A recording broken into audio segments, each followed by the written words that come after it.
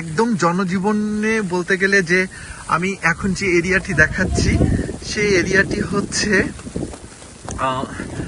Q garden এলাকা, new ইয়র্কের একটি খুবই ব্যস্ততম এলাকা। এবং আমি আরেকটি জায়গা দেখানোর চেষ্টা করছি, সেটা হলো যে এইটা একটা ফার্মেসি সহ একটা শপিং মল, কিন্তু কোনো মানুষ নেই। কারণ যে শীতের তীব্রতার কারণে কিন্তু কোনো মানুষই এখন বাসা থেকে বের হচ্ছে না। আর এখন আমি কয়েকটি খবর দর্শক আপনাদেরকে বলবো। ঝড়ের প্রভাবে নিউ মেক্সিকো, নিউ ইংল্যান্ড পর্যন্ত প্রায় 14 কোটি মানুষ অর্থাৎ যুক্তরাষ্ট্রের জনসংখ্যায় 40% বেশি শীত ঝড়ে সতর্কতার কারণে তারা কিন্তু শীত ঝড়ের কবলে পড়ে গেছে এবং সত্যিকার অর্থে বাসা থেকে কেউ বের হচ্ছে না।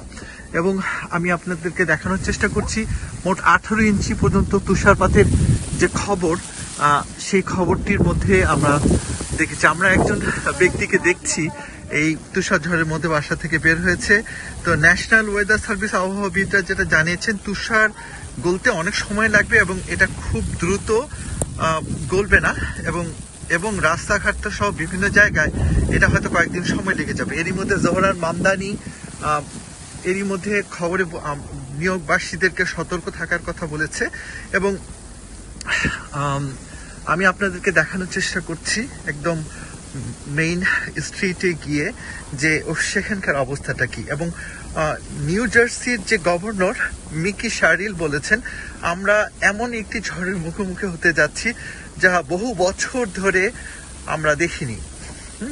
তো এই কথাগুলো উনি বলেছেন। এবং এই ঝড়ের কারণে অনেক জায়গায় বিদ্যুৎ সংযোগ বিচ্ছিন্ন হয়ে যেতে পারে। দর্শক আপনারা দেখছেন নিউ ইয়র্ক সিটি কর্পোরেশন থেকে এরই মধ্যে বরফ সরানোর জন্য মেইন রাস্তায় কাজ শুরু করে দিয়েছে তারা। কারণ এরই মধ্যে 19 ইঞ্চি থেকে 20 ইঞ্চি যে তুষারপাত হয়েছে, এই তুষারপাতের কারণে জনজীবন যেন বিপর্যস্ত না হয়ে পড়ে এরই মধ্যে আমরা দেখতে পাচ্ছি। একদম মানব শূন্য এই রাস্তাগুলোতে প্রচুর গাড়ি চলাচল থাকে এবং প্রচুর মানুষ এই রাস্তাতে চলাচল করে, আমরা সবসময় দেখতে পাই। কিন্তু আজকে সবকিছুই যেন স্থবির হয়ে গেছে।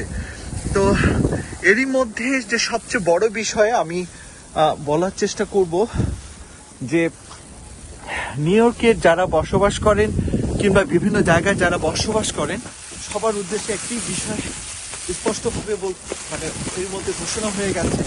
আসলে এর মধ্যে বাসা থেকে বের হওয়া পুরোভাবেই যেন কেউ বাসা থেকে বের না হয়, তারপরও এই বিষয়টিকে স্পষ্টভাবে বলা হয়েছে। এবং আমরা গণমাধ্যম কর্মী নিউ ইয়র্কের যারা বিভিন্ন ধরনের কর্মকাণ্ডে জড়িত, তাদেরকে বের হতেই হবে, যার কারণে অনেকে বের হচ্ছে। তো এই পর্যন্তই। Arifur Rahman, news 24, new York.